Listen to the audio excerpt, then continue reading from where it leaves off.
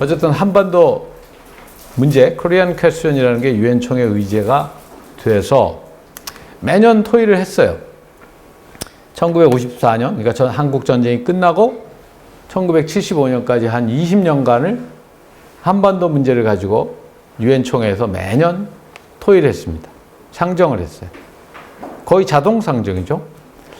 그때는 우리 한국의 외교는 이 유엔 총회 결의안을 놓고 북한과 대결하는 게 중요한 부분이었어요. 왜냐하면 우리나 북한이나 다 유엔 회원국이 아니기 때문에 가서 딴 나라들에게 교섭을 해가지고 싸우는 거죠. 그런데 아까 제가 말씀드린 것처럼 처음 유엔의 구성은 51개국 시절부터 시작해서 압도적으로 친서방이었기 때문에 뭐 표결할 것도 없이 우리 우방국들, 미국이나 유럽 같은 나라들이 낸 결의가 항상 채택이 됐습니다. 그런데 1950년대, 60년대에 가면서 아까 제가 말씀드린 승전국들의 식민지도 독립을 하기 시작했어요. 이 나라들은 독립을 한 후에 당시는 미국과 소련이 서로 싸우는 냉전 시대였잖아요. 그래서 독립을 하면 너 미국 편이야, 소련 편이야? 빨리 정해. 뭐 이런 식의 분위기였기 때문에 아 진짜 싫다. 우리는 미국 편도 아니고 소련 편도 아니거든요. 하고 비동맹이라는 걸 만들었어요. 비동맹. Non-aligned. 동맹이 아니다 이거죠. 우린 동맹 아니거든요. 독자 노선이거든요. 그래서 이 비동맹을 만들어서 외교도 독자 노선을 추구하게 되었습니다. 우리나라는 비동맹에 가입하려고 검토해 본 적은 있지만 가입할 수가 없었죠, 당연히. 우린 동맹이잖아요. 비동맹이라는 건 말 자체가 동맹이 아니라는 뜻이죠. 근데 우리는 미국하고 동맹 아니에요? 근데 어떻게 비동맹에 가입해요, 그죠? 그러니까 그거는 우리는 말이 안 됐고, 북한은 비동맹에 가입했어요. 그랬더니 이제 이 결의안을 하는데도 결의안이라는 건 숫자로 하는 거니까 유엔 총회는 거부권이 없거든요. 안보리와 달리. 74년까지는 계속 서방국들이 낸 결의가 채택되고 북한 우방국들, 즉 비동맹이 낸 결의는 부결됐는데 75년에 아주 희한한 일이 일어났습니다. 희한한 일이라는 건 뭔가 하면 남한의 우방국들이 낸 결의안과 북한의 우방국들이 낸 결의안이 모두 통과됐어요. 근데 그 결의안의 내용이 서로 모순되거든요. 남한의 우방국이 낸 결의안은 한국에 있는 주둔한 유엔군 사령부를 서포트하고 유엔군 사령부의 활동이나 그런 걸 강화하고 지지하는 내용인데, 북한의 우방국이 낸 결의안은 유엔군 사령부를 철수해라 뭐 이런 내용이에요. 그게 철수하면서 지지도 하고 이럴 수는 없잖아요. 그러니까 모순되는 내용의 두 개의 결의가 한꺼번에 유엔에서 채택됐습니다. 어떻게 그런 일이 일어날 수 있냐. 유엔에서는요, 무슨 결의를 채택할 때 결의가 A하고 B가 있는데 A 하실래요? B 하실래요? 뭐 마치 짜장면 먹을래요? 짬뽕 먹을래요? 그래서 짬뽕 손 드세요. 짜장면 손 드세요. 이렇게 하는 게 아니고 하나씩 하는 거예요. 그러면 짜장면 손 들어보세요. 여기 40명 중에 30명 손 들었어. 짬뽕 손 들어보세요. 또 30명 손 들었어. 어떤 사람 2개 다 먹네? 이러는 거죠. 그런 일이 일어난 거예요. 하나씩 하니까. 양심이 있으면 짜장면을 손 들었으면 짬뽕에 손 안 들어야 맞죠? 그런데 양심 없이 양쪽을 다 손 드는 거예요. 왜 그랬을까? 압박을 받으니까. 예를 들어서 미국이나 한국에서 와서 우리 결의안 이번에 찬성이죠? 확실하게 해주세요. 그럼 알았어요. 걱정하지 마세요. 또 북한하고 막 인도가 가가지고 우리 결의안 이번에 찬성이죠? 그럼 알았어요. 걱정 마세요. 그러고 둘 다 찬성해 버리는 거예요. 그러면은 야, 너는 소위 얘기하는 인테그리티라는 것도 없냐? 인테그리티라는 말 아시죠? 이렇게 되지만 뭐 인테그리티가 중요한 게 아니고 지금 와서 그냥 막 졸라대는데 어떻게 해요? 그냥 다 찬성하고 말아야지. 이렇게 된 거야. 근데 그 나라들이 인테그리티가 없는 건 괜찮은데 유엔이 인테그리티가 없잖아요. 그렇잖아요. 유엔이라는 전 세계에서 가장 범세계적인 권위 있는 국제기구가 서로 다른 얘기, 모순되는 결의를 둘 다 채택할 수도 있다. 그래가지고 유엔에서 안 되겠다. 한국 문제는 이제 더 이상, 한반도 문제는 더 이상 다루지 말자. 이거 가지고 계속 우리의 인테그리티가 말하자면 훼손되는 이런 상황을 유지할 수 없다. 국가들은요, 한 번 투표를 했으면 그 다음에도 또 똑같이 투표하는 일이 굉장히 많습니다. 그러니까 아까 짬뽕 짜장면 다 손드는 사람은 내년에 해도 또 짬뽕 짜장면을 다 손들어요. 그러면 계속 인테그리티가 훼손되겠죠. 그래서 75년에 한반도 문제를 유엔 총회 의제에서 빼버렸습니다. 그 다음에 1991년까지 한 15년간은 남북한의 유엔 가입을 둘러싼 경쟁이 일어났습니다. 남한은 유엔에 가입해야 되겠다. 세상의 모든 나라들은 제대로 된 나라는 다 유엔 회원국인데 우리가 지금 제대로 안 될 이유가 없는데 왜 우리는 유엔 회원국이 아니냐, 이제 이런 입장이었죠. 북한은 남북한이 통일해서 한 나라로 가입해야지 두 나라로 가입하면 분단이 영구화될 수 있다, 이런 입장이었어요. 그런데 유엔에 가입을 하려면 회원국으로 우선 안전보장이사회를 통과해야 되는데 안전보장이사회는 5개 상임이사국 거부권이 있잖아요. 근데 이때쯤은 이미 중국은 대만이 아니고 북경에 있는 중국으로 바뀌었어요. 그러니까 상임이사국 5나라 중에 2나라나 우리에게 거부권을 쓸 수 있죠. 그래서 우리가 내봐야 소용이 없는 거예요. 그러던 차에 1990년에 냉전이 끝났습니다. 그리고 우리가 90년에는 러시아와 92년에는 중국과 수교했어요. 그렇게 되죠? 2나라는 우리는 더 이상 남한의 유엔 가입을 반대할 수가 없다. 왜냐하면 수교라는 거는 그 상대 국가를 국가로 인정하는 거거든요. 북한이 우린 통일될 때까지 가입 안 하겠다 그러면 자기네만 손해잖아요. 남한은 유엔 가입하는데. 그러니까 그럼 우리도 유엔 가입한다, 이렇게 된 거예요. 그래서 1991년 어느 날 9월 어느 날 남북한이 유엔에 가입했습니다. 제가 외교관 생활 중에 가장 뜻깊게 기억하는 날 중에 하나인데, 저는 저 때는 나이가 30대였으니까 젊었지만, 근데 이 남북한 깃발이 같이 올라왔죠. 이 깃발이 올라갈 때 저도 저 자리에 있었어요. 저걸 보면서 내가 외교관으로 은퇴하기 전에 저 태극기와 북한 국기가 하나로 합쳐지겠지, 이렇게 생각했어요. 근데 제가 3년 전에 외교관으로 은퇴했거든요. 근데 안 합쳐졌잖아요. 그래서 이제는 내가 죽기 전에 저 깃발 2개가 하나로 합쳐지겠지, 이렇게 제가 희망사항을 변경했는데, 남북한이 유엔에 가입하고 나니까 더 이상 유엔에서 이제 경쟁이 없는 거예요. 유엔에서 양쪽 다 유엔에 가입했다는 건 상대방을 국가로 인정한 거예요, 사실상.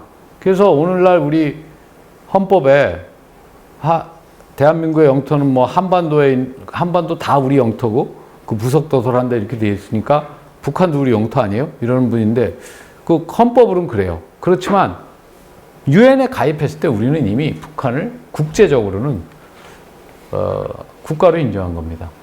그러니까 국제적으로 볼 때는 솔직히 말해서 우리나라가 어떤 헌법을 가지고 있든 상관없어요.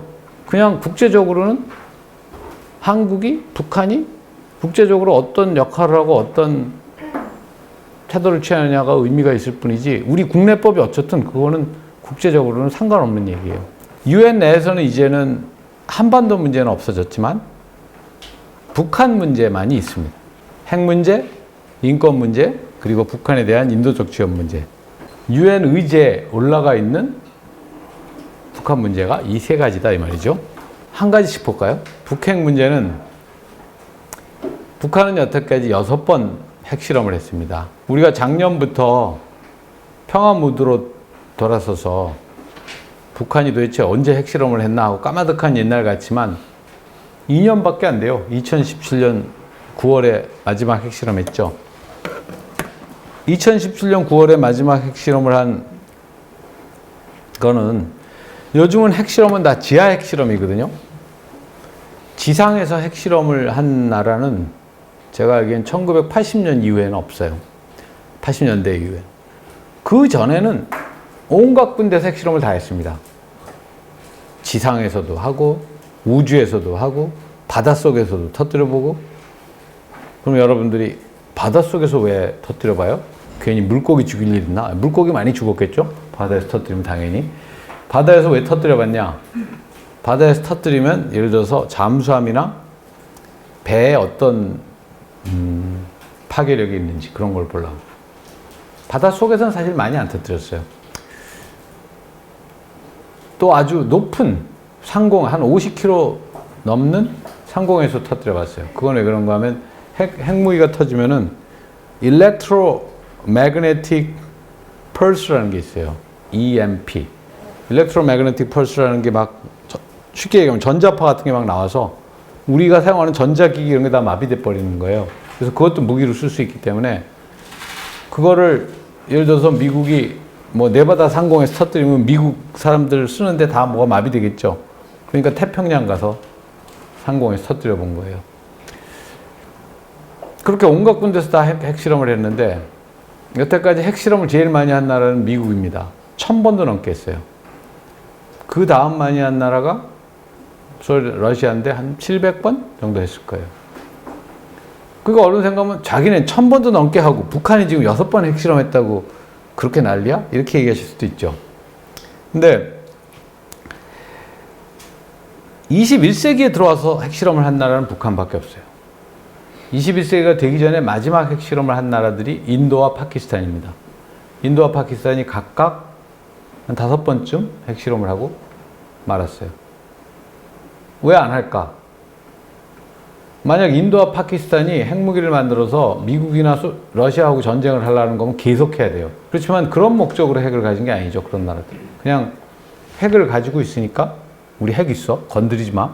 뭐 그런 목적으로 만드는 거니까 미국이 핵무기를 사용한 유일한 나라죠. 1945년에 일본의 히로시마와 나가사키에서 핵무기를 사용했는데 그때 미사일로 쏜 게 아니에요. 그냥 비행기 싣고 가서 떨어뜨렸죠. 그때는 미국 비행기가, 미국 폭격기가 일본 상공을 막 날아다녀도 폭격기는 높이 날르거든요. 그러니까 일본이 뭐 어떻게 해볼 재간이 없었어요. 일본 비행기가 올라가서 격추시킬 수도 없었고 고사포를 아무리 쏴봤자 그렇게 높은 데까지 안 올라가고 그러니까 미국 폭격기들은 안심하고 돌아다니면서 떨어뜨릴 수 있었어요. 미국은 오늘날에도 핵무기를 폭격기에 싣고 떨어뜨릴 수 있습니다. 왜냐하면 미국은 굉장히 높이 날고 빠르게 날고 음속보다 더 빨리 날고 레이더에 잡히지 않는 폭격기가 있기 때문에 그런 폭격기가 있는 나라는 미국이나 러시아 정도를 제외하고는 없어요. 그러니까 미국은 오늘날에도 폭격기에 싣고 가서 핵무기를 떨어뜨릴 수 있는데 그런 게 없는 세계 대부분의 나라는 핵무기가 있으면 어떻게 해야 되냐? 미사일이 있어야 돼요. 아, 그냥 우리도 비행기에 싣고 가지 뭐 하고 갔다가 그 비행기가 맞아서 격추되면 어떡하죠? 핵무기가 자기 나라에서 터지죠. 그런 일이 생기면 안 되기 때문에 미사일에 실어야 됩니다. 핵무기를. 미사일은 보통 우리가 탄도미사일, 영어로 ballistic missile이라고 그러는데 탄도미사일은 쉽게 얘기하면 우주 로켓이나 똑같은 거예요. 쏘면은 쭉 올라가서 내려올 때는 중력으로 갖다 꽂는 거예요.